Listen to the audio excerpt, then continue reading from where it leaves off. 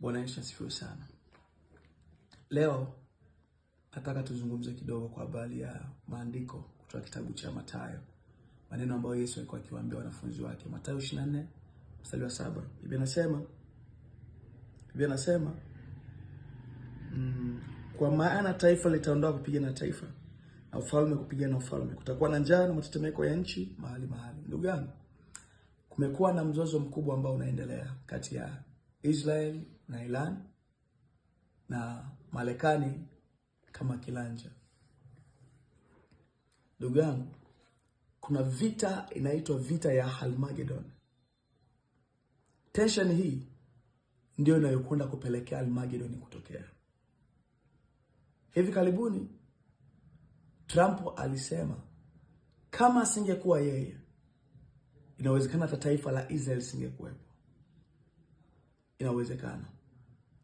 Kwa sababu Trump anajitahidi kukaa na viongozi wa Iran kutengeneza mkakati wa amani.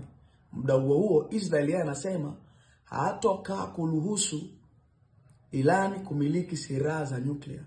Na muda huo Israeli ikiendelea kutekeleza mashambulizi mazito kule Lebanon. Kwa hiyo kuna tension iko inaandaliwa. Waziri mkuu wa Israel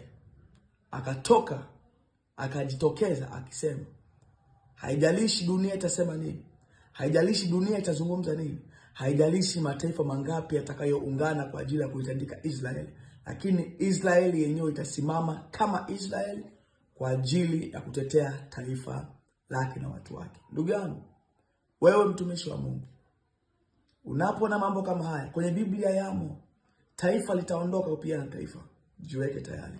Yesu yuko mlangoni. Na kinachosubiriwa ni kwamba itafika stage mataifa yote yataungana na kumuona kwamba Israel ndio taifa korofi. Utakwenda kupigana vita dhidi ya Israel. Utakwenda mataifa yataungana kwa ajili ya kuisambaratisha Israel.